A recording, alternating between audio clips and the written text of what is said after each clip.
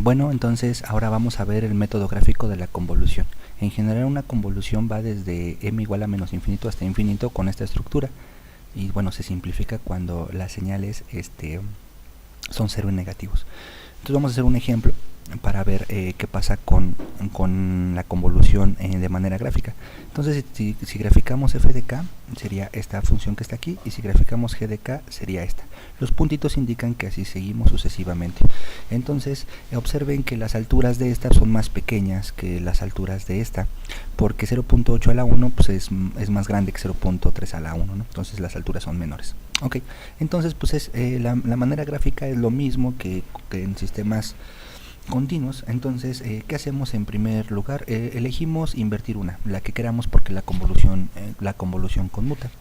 Entonces, y la otra la sustituimos por f de m, y la otra vamos a hacer por g de menos m. Vamos a invertir a la g. Entonces, f de m es lo mismo, nada más que en lugar de k le ponemos m. Y g de menos m, lo que hacemos es que la señal tiene se refleja con respecto al eje de las g's en este caso. Entonces quedaría esta que está aquí. ¿Ok? Entonces, siguiente paso, ¿qué hacemos? Pues las graficamos, ¿no? Las graficamos en el mismo plano. Entonces aquí sería la gráfica. Esta sería, la roja sería f de m y la g sería g de menos m. Observen que en este caso k vale 0, porque aquí es como si tuviera g de 0 menos m. Entonces es importante que este punto lo veamos, porque este punto nos indica hasta dónde llega la suma. Entonces, ¿qué pasa cuando las k son positivas? Como esta gráfica está invertida, entonces cuando hacemos cosas positivas, la gráfica se mueve hacia la derecha. ¿Ok? Entonces, este punto que originalmente es 0, ahora este punto es 0 más k, en donde k indica cuánto la he movido. Entonces, ¿cómo quedaría la convolución? Pues podríamos decir que para k's positivas, para k's mayores o iguales que 0, porque todavía aquí en 0 hay empalme, nos quedaría que la convolución va desde 0, que es donde empieza el empalme, porque aquí no hay empalme, desde 0 hasta 0 más k, es decir, desde 0 hasta k, que es la formulita que sabemos, porque resulta ser que las señales valen 0 negativos. ¿Ok? Aquí estaría. Ahora, ¿qué pasa si las k son negativas? Si las k son negativas, como la g está invertida, entonces la gráfica, en lugar de moverse a la derecha, se mueve hacia la izquierda y no hay empalme. Entonces, para k negativas, resulta ser que la suma vale 0, porque la multiplicación entre las funciones, como no tienen empalme, vale 0.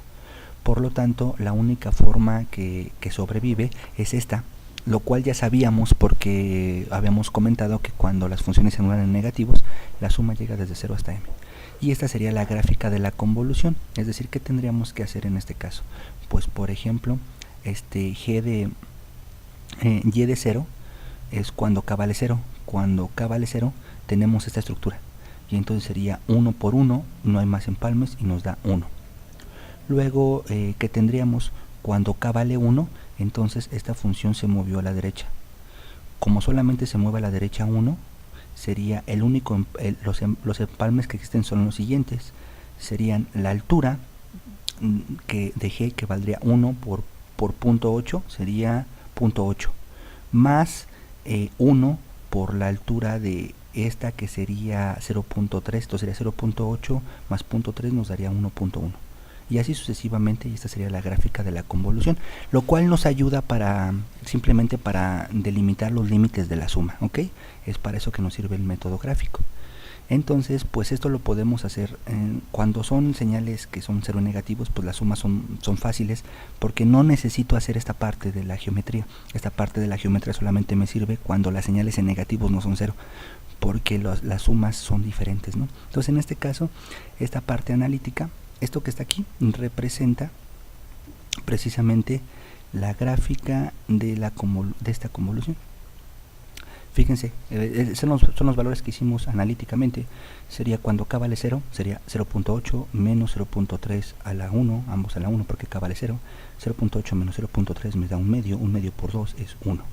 Entonces eso nos indica que y de 0 vale 1. Y así sucesivamente, ¿no? Ok, entonces, para ejercicio, realizar, esta se había quedado de manera analítica, ¿no? Como ejercicio, realicen las gráficas correspondientes para obtener la convolución, es decir, hagan este procedimiento pero para estas funciones. para ver cómo quedan los límites, que igualmente y abajo escriben la forma analítica, ¿no?, de la gráfica. Solamente es para entrenar, ¿no?, esta parte de la forma gráfica. Ok, entonces hay una segunda manera de realizar la convolución gráfica, y esta nada más es más fácil porque no nos va a importar tanto las grafiquitas, sino nos van a importar las secuencias de números. ¿Cómo se hace esto y cuándo se utiliza? Esta se utiliza cuando las secuencias son cortas o solo están disponibles de manera gráfica. Esto es lo recomendable cuando yo tenga nada más la forma gráfica y no la forma analítica de las funciones. A veces es fácil obtener la forma analítica de las gráficas, a veces no. Entonces, cuando yo tenga la información gráfica o tenga secuencias que son cortas, pues entonces utilizo este método alternativo. ¿Cómo funciona este método alternativo? La f de k en este caso vale 0 en 0, 1 en 1, 2 en 2, 3 en 3, 4 en 4, 5 en 5. Y esta que está aquí, pues es un escalón, los puntitos indican que continúa. Entonces sería 1, 1, 1 siempre, ¿no?, para todos los naturales. Entonces, ¿cómo haríamos la forma alternativa para hacer la convolución? Pues es más ilustrativo y de hecho sirve para programarse. Entonces, ¿por qué sirve para programarse? Pues porque serían como vectorcitos. Entonces, ¿cómo sería esto en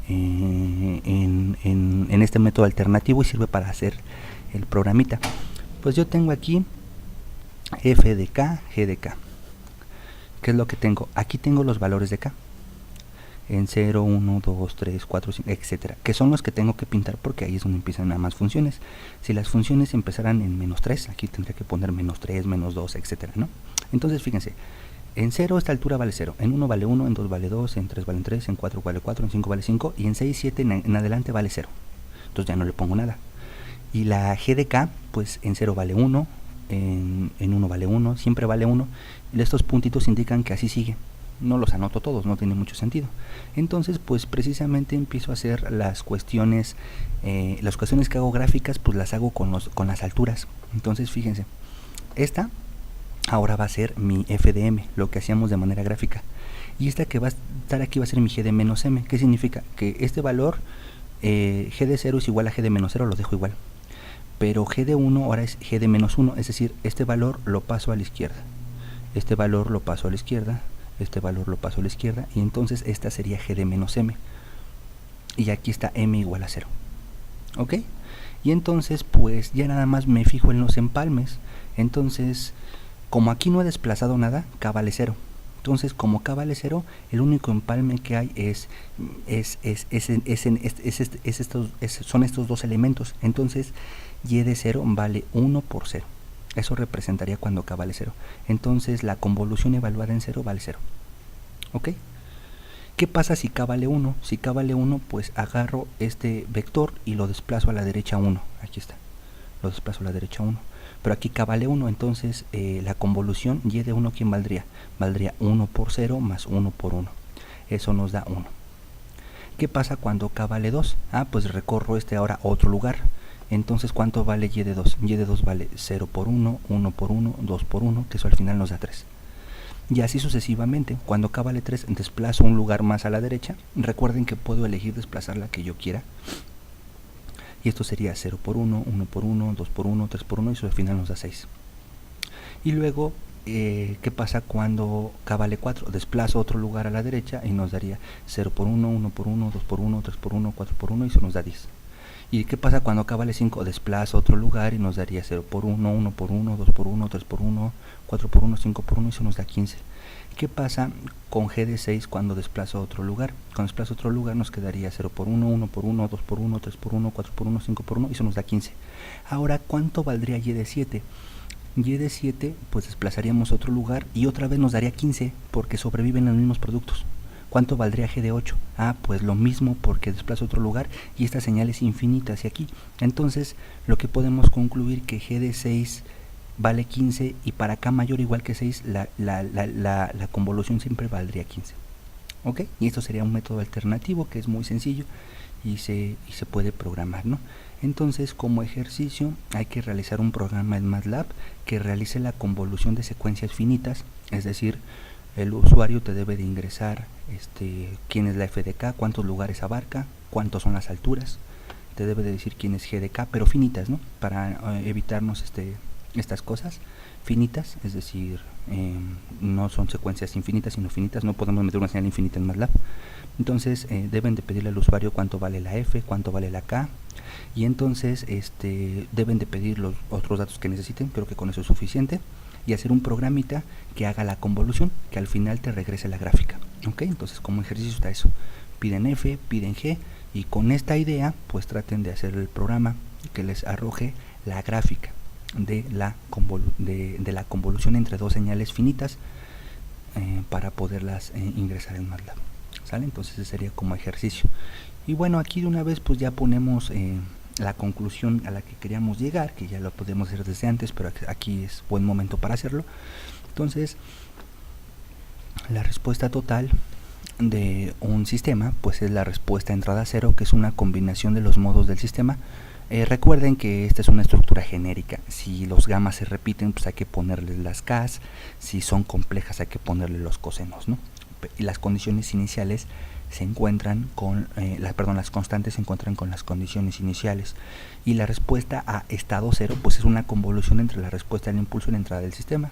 Entonces este ejercicio es el que hemos estado manejando a lo largo de los videos. Primero se encontró en algún momento la respuesta a entrada cero, que sería esta, y la respuesta a estado cero, que era esta con la convolución. Entonces esta es la respuesta total, es la respuesta a entrada cero y la respuesta a estado cero.